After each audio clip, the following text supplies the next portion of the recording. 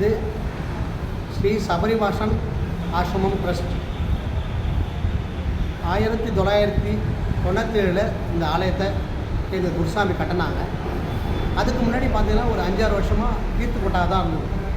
கீர்த்து கொட்டாவாக இருந்து இன்றைக்கி வந்து மிகப்பெரிய பாண்டிச்சேரியிலே 18 படிகளோடு அமைந்துள்ள ஆலயம் இந்த ஐயப்பன் ஆலயம். இங்கே வந்து பார்த்திங்கன்னா நம்ம ஆலயத்தை பார்த்திங்கன்னா மஞ்சமாதா மகிஷி ரூபத்துலேயும் இருப்பாங்க, மஞ்சமாதாவும் இருப்பாங்க. சபரி அம்மாவுக்கு உருவம் கொடுத்துருக்குறோம் இந்த ஆலயத்தில். 18 படிகளோடு கொண்ட இந்த ஆலயம் அவ்வளோ சிறப்பானது.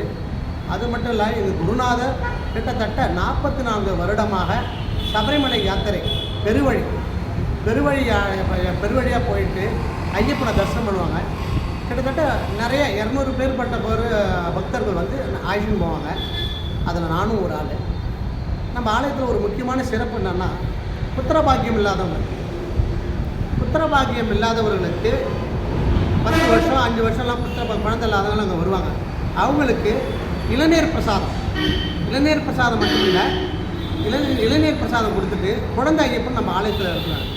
எங்கேயுமே உலகத்தில் எங்கேயுமே கிடையாது. குழந்தை ஐயப்பன் வந்து கேரளாவில் கூட கிடையாது. நம்ம ஆலயத்தில் தான் குழந்தை ஐயப்பன் இருக்கிறார். அந்த குழந்தை ஐயப்பனை அவங்க வந்து தம்பதிகிட்ட கொடுத்து அவருக்கு வந்து அந்த குழந்தைக்கு பால் ஊட்ட சொல்லுவோம், பழம் ஊட்ட சொல்லுவோம். இதை மாதிரி ஒரு தாய் வந்து குழந்தைக்கு பால் கொடுத்துட்டு தோள் மேலே தட்டி தூங்க வைக்கிற மாதிரி அந்த மாதிரி ஒரு நிகழ்ச்சி இங்கே நடக்கும்.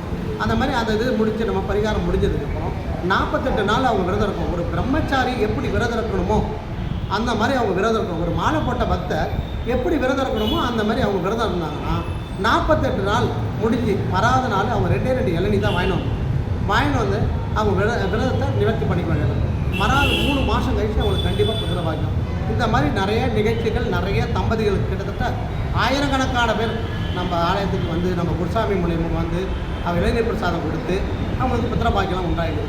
அது மட்டும் இல்லாமல் திருமண பாக்கியம், இந்த மாதிரி திருமணம் ஆகாதவங்க, வீட்டில் கஷ்டங்கள் பிரச்சனைகள் இந்த மாதிரி உள்ளவங்களாம் நம்ம ஆலயத்துக்கு வந்து சுவாமி நாடி ஐயப்பனை நாடி இந்த மாதிரி வந்து நிறைய விஷயங்கள்லாம் சக்ஸஸ் ஆகிருக்குது. பக்கத்தில் ஐயப்பன் சன்னதிக்கு பக்கத்தில் 27 அடி கொண்ட ஸ்ரீ ஜானகி சோகநாசன மகாவீர ஆஞ்சநேயர், உலகத்தில் வேறு எங்கேயுமே பார்க்க முடியாத ஒரு ஆஞ்சநேயர் தான். எங்களோட குருசாமியோட கனவுல வந்து ஆஞ்சநேயர் ஒரு பெட்டி வந்து ஆகாயத்தில் பறக்குன்னு போகிற மாதிரி அவங்க கனவு கண்டாங்க. அந்த பெட்டி அவங்களும் பின்தொடர்றாங்க. அது எங்கே போகுது வருதுன்னு அந்த பெட்டியை வந்து அவங்க பின்தொடர்ந்த போது அந்த பெட்டி அப்புறம் நின்று அந்த பெட்டியை பிடித்து திறந்து பார்க்கும்போது ஆஞ்சநேயர் உருவம் தெரியும். அந்த ஆஞ்சநேயர் அவர் என்ன சொன்னார், எனக்கு 27 அடி உயரத்தில் ஸ்ரீ ஜானகி சோகநாசன மகாவீராஞ்ச, அதாவது கணையாய் சீதை கிட்ட வந்து மோதிரம் காட்டுற காட்சி. இந்த மாதிரி எனக்கு ஒரு ஆலயத்தை கட்டு உருவம் வச்சு எனக்கு ஆலயத்தை கட்டுன்னு சொன்னாங்க. கிட்டத்தட்ட நாங்கள் வந்து அந்த ஆலயத்தை கட்டி 9 வருடங்கள் ஆகுது. 9 வருடங்கள் இப்போ தான் கொஞ்சம் கொஞ்சமாக முடிச்சு இப்போ வந்து தையில் வந்து கும்பாபிஷேகம் பண்ணலான்னு இருக்கோம். அதனால் இது வந்து அப்படியே சும்மா பக்தர்கள், இது ஒரு ட்ரஸ்ட்டு அதாவது ஸ்ரீ சபரிவாசன் ஆசிரமம் ட்ரஸ்ட்.